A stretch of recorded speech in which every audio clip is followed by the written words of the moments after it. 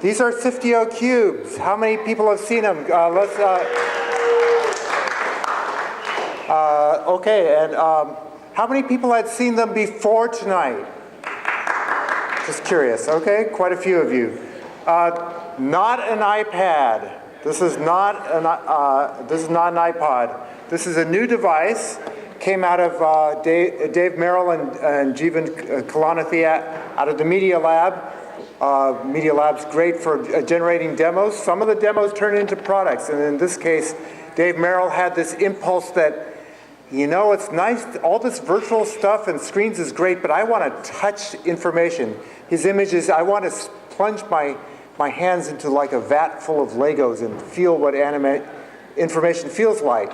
Okay, so we're crazy enough to be a hardware and software company. We're making our own operating system, the SDK, and I'm the creative director of the games group. So we got a lot of wheels, a lot of things going on. So I'm going to demo a few games, talk a little bit about the system. Here's a game called Chroma Splash. It's a little, reminds you a little bit of Bejeweled. So these cubes all communicate with a base. Well, you can't see that. Okay, so they're all communicating wirelessly with each other. If you put them together, they know they're next to each other. I'm trying to get rid of all the colors. Those don't match, they're not going to get rid of each other.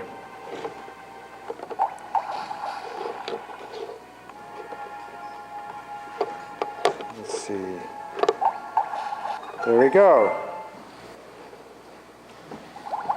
And that was the first puzzle, of course, to get gradually more difficult. The next concept you learn is that you can slide.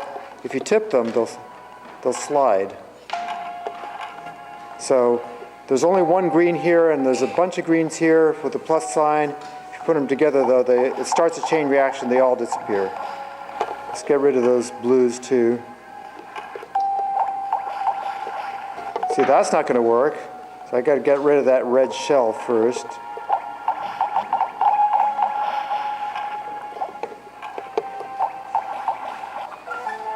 And so on. You get more and more complicated.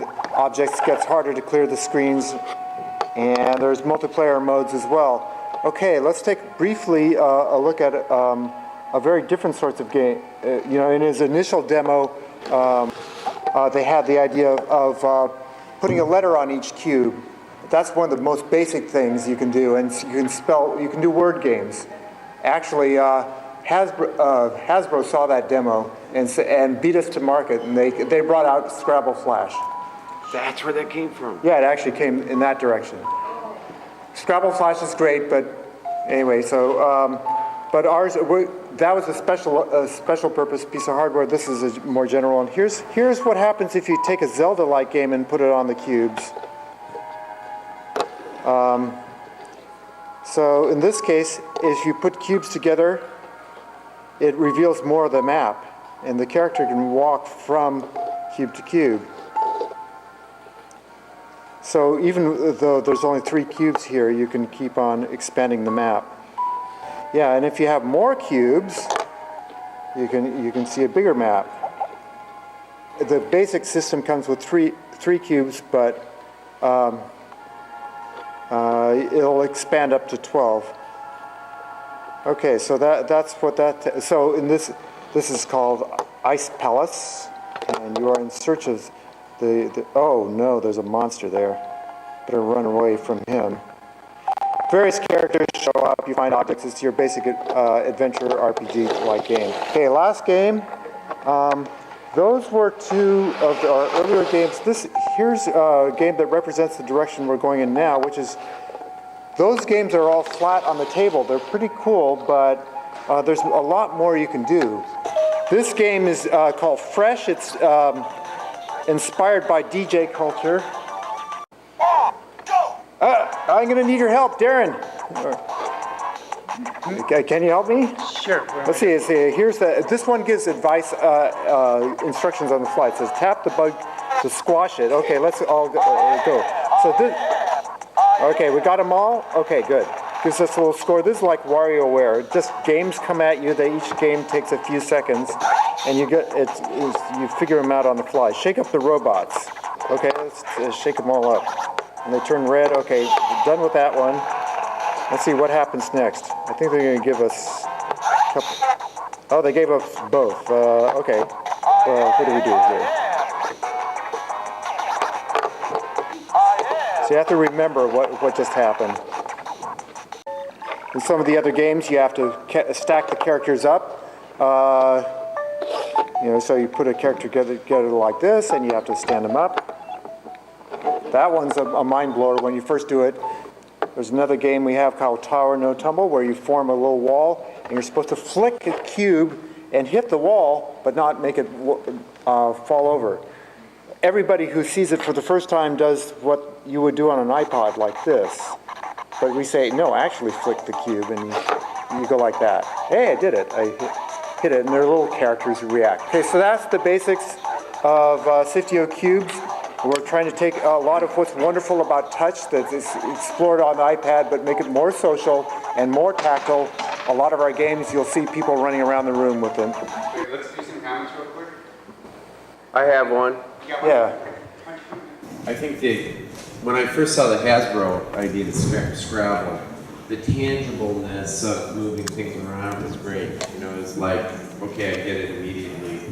And so I think there's great potential in this concept. You're seeing some of the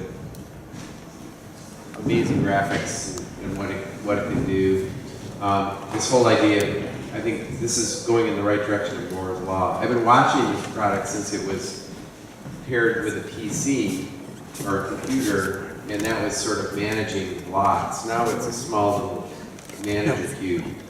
I don't think it's ready yet. I don't think it's for the final state where it's that easy to use. We can just take it out and get it to work. I think there's still issues in the reality.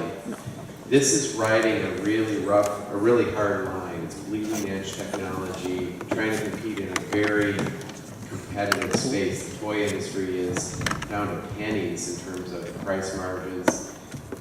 This is major technology. It's this near field. I don't know if it's Bluetooth or wireless, but it's amazing technology. It has to be less than $100, so there's a lot of challenges going on.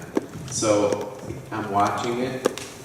The reality is, I don't know if I recommend putting it on a best of list or that kind of thing yet, because I think it's a little treacherous for a consumer. So that's my take on it. Manipulatives are extremely powerful for children, so the fact that you're able to physically move things around and change the game as you're manipulating them is incredible.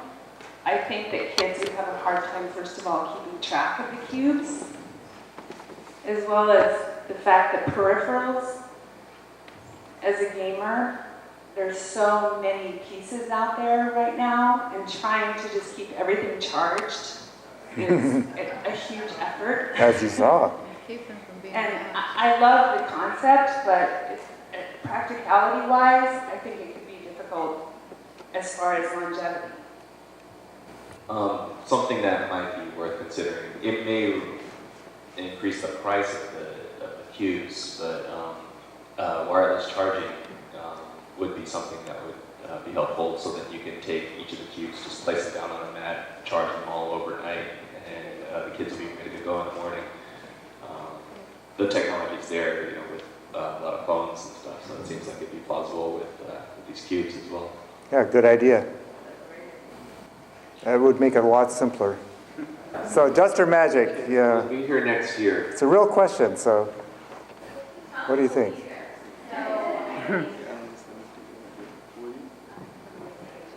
All these questions are very real. I knew it coming into the company. I think the dream is absolutely wonderful, and the actual marketplace is rough. Okay, I think you got some good honest feedback there, and that's information that you can use to make improvements or decide where you're at.